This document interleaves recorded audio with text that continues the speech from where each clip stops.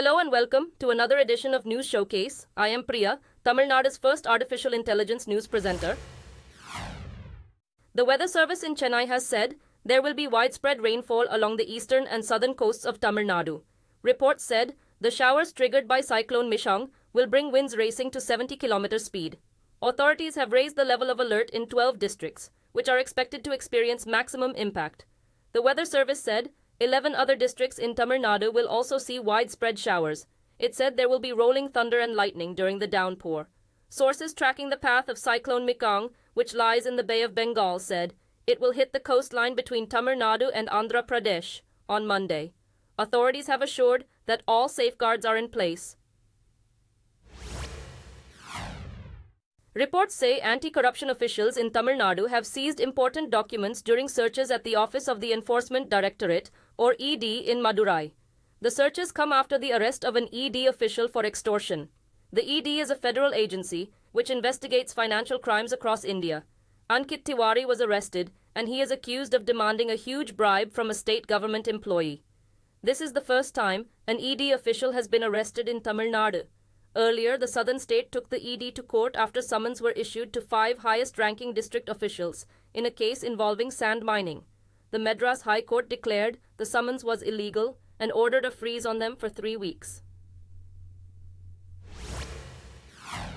Politicians in Tamil Nadu have been giving their views after the rare searches at the offices of ED, which is a federal agency. The leader of the Congress party in the state, K.S. Aragiri, has said, when an official is accused of an offence, the office the person belongs to should cooperate with the authorities. Another prominent politician, Vaiko of the MDMK party, has said the arrest of an ED official indicates that corruption was deep and widespread in the agency. The leader of the BJP in Tamil Nadu, Annamalai, said the issue should not be used for political gains. He said because one official in the ED had made a mistake, the entire agency should not be blamed.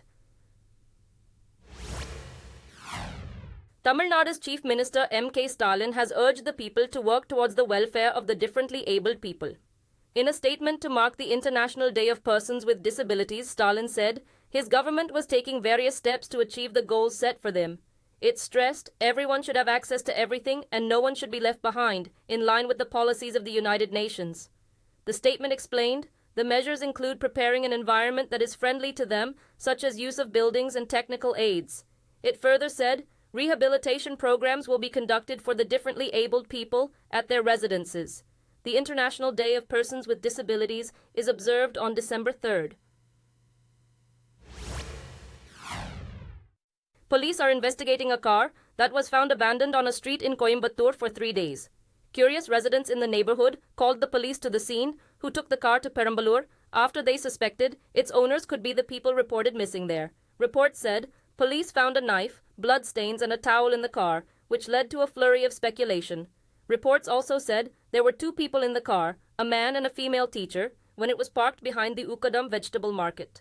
Sources said investigation was continuing in Perambalur, a town in the south of Tamil Nadu.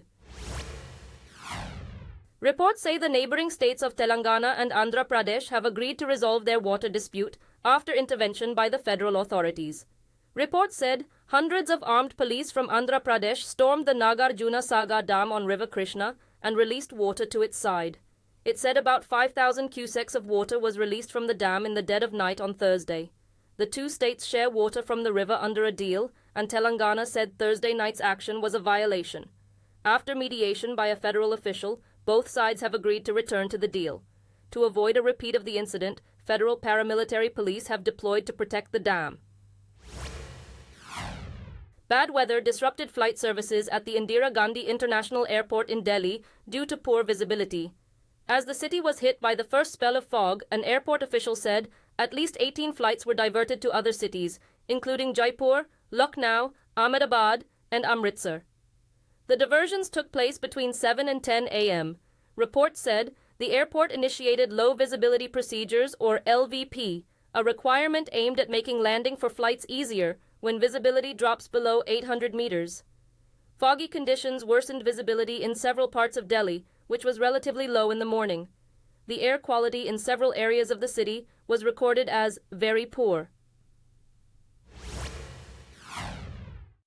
Prime Minister Narendra Modi has shared a video after participating in the climate conference in Dubai. The video shared on social media platform X showed key moments and his resolve to work with other nations for a better planet. In his summit speech, he focused on the contribution of all countries against climate change. Modi also noted that climate change has had an immense impact on countries in the global south. The video showed him interacting with world leaders on the sidelines of the summit. The Indian Foreign Ministry spokesman said the Prime Minister's visit was a path-breaking initiative to push global climate action. The climate conference, which opened on November 30th, concludes on December 12th. Media reports say the UAE, which is hosting the climate conference, aimed at cutting fossil fuel emissions, is ramping up its own oil production. The major focus of the conference is the phasing down or phasing out of fossil fuels, including oil and gas. Reports say the UAE's oil firm ADNOC may drill 42% more by 2030.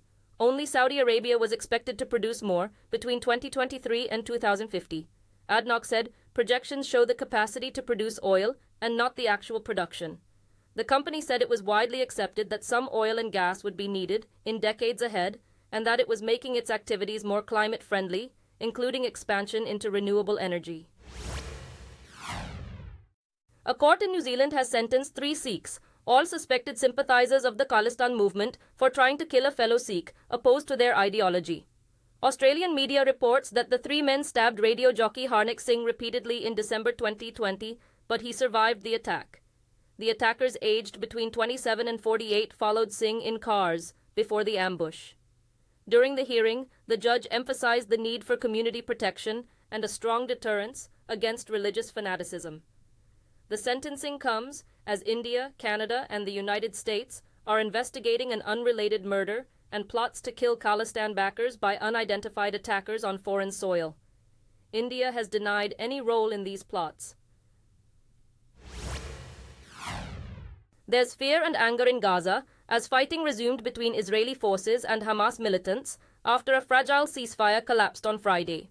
Reports said the sound of heavy gunfire could be heard in areas of northern Gaza, infiltrated by the Israeli military, with clashes breaking out between Israeli soldiers and the militants. The health ministry in Gaza, run by Hamas, said since fighting resumed, at least 178 people have been killed in Israeli attacks. A UN official said aid had stopped coming through the Rafah crossing since the ceasefire ended.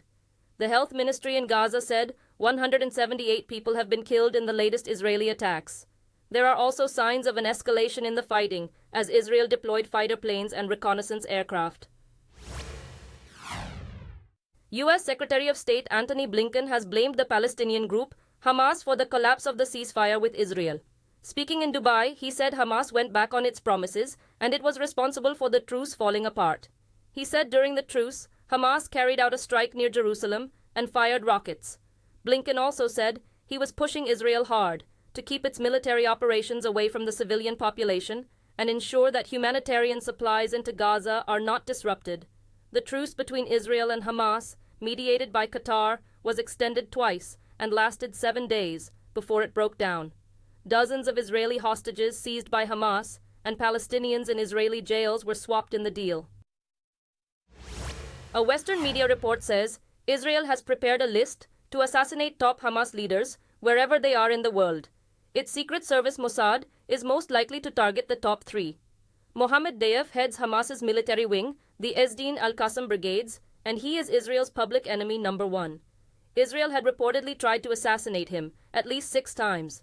60-year-old Ismail Haniyeh is a former Palestinian prime minister and lives in voluntary exile, splitting his time between Qatar and Turkey. A hit in Qatar, which brokered the recent truce, could have serious consequences. Yahya Sinwar is believed to be one of the brains behind the October cross-border raids into southern Israel. He is a former commander of the Ezdin al-Qassam brigades.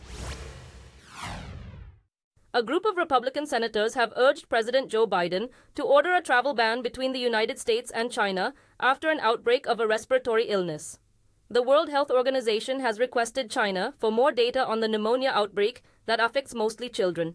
In a letter, the senators led by Marco Rubio said a travel ban should be in place until more is known about the mystery pneumonia.